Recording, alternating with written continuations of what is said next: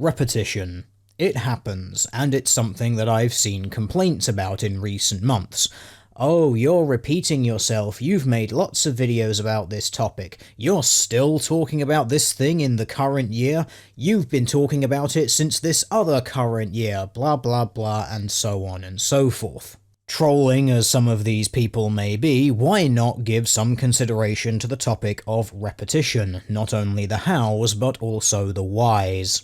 So, why are some topics seemingly stuck on repeat, especially in this semi-political sphere here on the YouTubes and the BitChutes?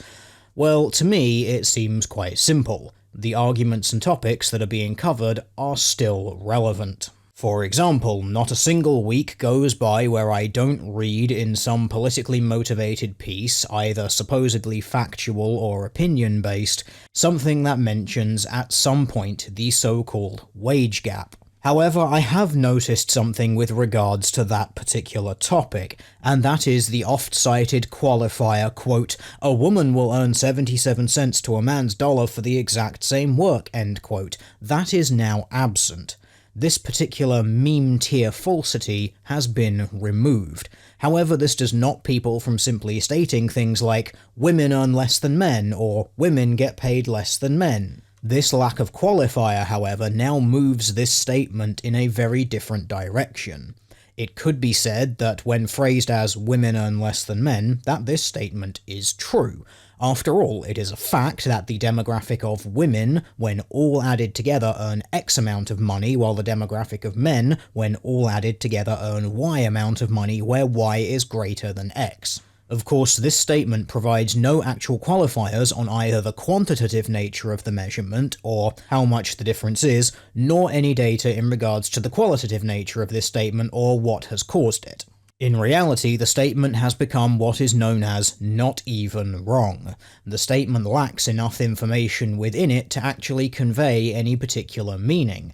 In fact, just looking at the statement, women earn less than men, can even include the oft-cited misleading myth of the 77 cents to $1, as well as all the other potential explanations for that gap. Now, much as I would like to think that this is as close as we're going to get to an admission of the errors in the 77 cents to $1 and a retraction, I don't think that's what's happening here. I think it's quite intentionally phrased in such a nebulous, not even wrong fashion so as to A. avoid direct criticism should any concrete cited numbers or methods be found to be incorrect, and B. to be phrased in such a way that the listener can effectively hear whatever they want to hear. When the femsoc just type hears women earn less than men, they immediately think of their false 77 cents to the man's dollar for the exact same work mantra. When someone who is better informed on the issue hears women earn less than men, they think, yes they do, because of aggregate differences in choices with regards to things such as hours worked, sick time, overtime, education, length of employment, wage negotiation, parental leave, etc. So, should someone who, for instance, makes politically based content on YouTube read this nebulous statement, women earn less than men, they are left to have to explain to their audience their interpretation of that sentence, because the sentence itself lacks enough information to actually be meaningful. This of course then leads to the retreading of the same ground we have been covering for the past 5 to 6 years now. Another oft-repeated argument is phrasing differences found between genders as part of a so-called pink tax when it comes to finances or products. This framing device of the pink tax is not new. However, the pieces of data that are supposed to prove it to be true often change. This somewhat tells you are dealing with an ideological argument, not a factual one. In actual real science, if a hypothesis is demonstrated to be inaccurate, it is often retired or rephrased to take into account the data that demonstrated its inaccuracy. However, this does not happen here. Instead, the hypothesis stays the same, and they just keep throwing anything at the wall they can find and seeing what sticks. This has several outcomes. For example, it means that people who are less informed about the topic end up simply believing that the statements are true owing to an overwhelming amount of information. This is known as the woozle effect. It occurs when there is frequent citation of previous publications that lack actual evidence, and this happens often enough to mislead, bias, or otherwise bamboozle the public into believing there is evidence for something when there is none. This then leads to non-facts becoming urban legends or myths. It is a favourite tactic of feminist academics and social justice ideologues. A perfect example of this would be in regards to a study conducted by Gels on domestic disturbances using police reports. Gels explained very specifically that this was a way to locate clear examples of domestic abuse. 20 families with known histories were found, plus 20 families referred by private social service agencies for a total of 40. A control group of neighbours of these families was established, giving a total of 80 families. Half of these were then obviously the abusing families. Gels was not looking for a national or global sample size. During this study, Gels noted that of the 80 families, 55% of them reported one instance of conjugal violence. This was exactly as expected given how the test was created.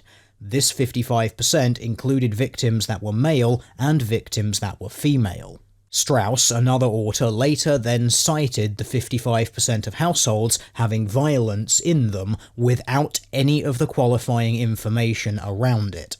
In other words, they stripped away all of the important methodological information. Langley and Levi, a pair of journalists writing a book, then applied this 55% figure to the general population, arriving at a figure of 28 to 36 million American wives being battered annually. So they removed males as victims and instead decided all the victims were female. This 28 million figure, published in the book Wife Beating: The Silent Crisis, received extensive media coverage, and as a result, even to this day, it is believed by some that half of all American women will be battered at some point in their lives by their husbands.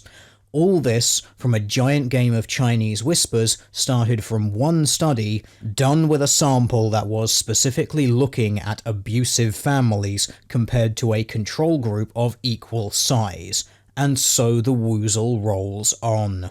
Because of the wide-ranging publishing of non-facts such as this, and others such as the 77 cents to the dollar myth, the false rape accusations are only 2% myth of Susan Brown Miller and others, you end up with a large number of people sharing the same false information as though it is factual.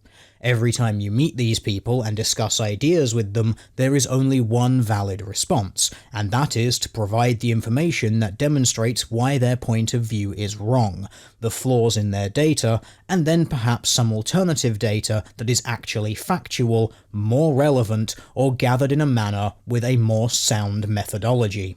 This results in necessary repetition. This is why, should you do some searching around on YouTube for videos regarding the wage gap, assuming YouTube actually serves you correct information and not far-left ideologically biased videos, you'll find numerous people using the same sources to demonstrate why this myth is a myth, answering people who have all been misled into believing it. Of course, people move in certain spheres of interest. Chances are if you find someone who supports social justice, they will be interested in several things within that sphere. They won't just believe the wage gap, they may also believe the pink tax, the conspiracy theory that is the patriarchy assertion, and the privilege assertion. The odds are very good, since many of these topics are related, that when they talk about one, they will also mention another. This means that if you duologue with them, or make a reply to their video, you will also end up talking about all of them again. So repetition is not only a necessity when dealing with different people, but because you're dealing with different people and your audience often stays the same, you know you're repeating yourself. Your audience knows you're repeating yourself, but the person you're talking to may only just be finding this information for the first time. Another thing to remember is every one of your videos is necessarily someone's first. With that in mind, it becomes necessary to repeat yourself to a degree to make a convincing enough case to that new first-time viewer. This is the never-ending balancing act done by content creators on video websites such as YouTube and BitChute. How much do I explain in this video for anyone just finding it for the first time, versus can I just cite another video I've made as my source, hoping they will find the mere existence of that citation convincing enough, or that they will then have to actually go and watch it. That is, leave the media they are currently engaged with to go find a different piece of media to then have to come back to the first so they can understand what's going on. Of course, if you lack repetition, there's always the fact that your simple refusal to repeat yourself for the however manyth time will be used against you by detractors who, when you say, "Go watch this video," will, instead of watching that video and pointing out what they think are the errors, will instead simply snark at you for presumed laziness in a glorious ad hominem, and thus score a positive point with their echo chamber audience who already largely agrees with them, and earn themselves some well-earned retarded seal claps. So, when it comes to repetition in content, it's a losing game no matter how many ways you try to slice it. Do you repeat yourself ad nauseum, potentially boring your regular audience but making the strongest arguments for those who may be new? Or do you not repeat yourself and then risk losing those who want clear, concise, everything in one go in one place? It's a difficult line to walk for sure.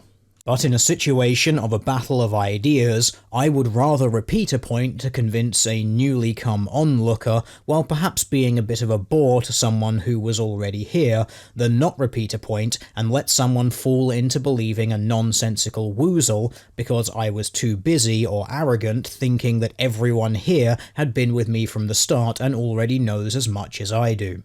Sadly, in the day and age of fast and widespread misinformation, repetition of the truth is the best weapon, even if it does come with the downside of those who are already against you, asserting that your repetition is some sort of mantra designed to keep you from thinking wrong thoughts, rather than being open to their supposedly correct ideas. But hey, those people hate you already, so you were never going to convince them of anything anyway. After all, it has been well documented that cognitive dissonance forces people deeper into their incorrect beliefs rather than pulling them out of it when confronted directly. Changing a mind is a long, slow process. It takes weeks, months, maybe even years. As a result, it's unfair to do what some do these days, and simply shout, swear, name-call, whatever, people who don't agree with you for not agreeing with you. You'll only make them not want to agree with you more, regardless of the correctness of your position. So, stay calm, get comfy, and if you need to, say something twice. There's no harm in it.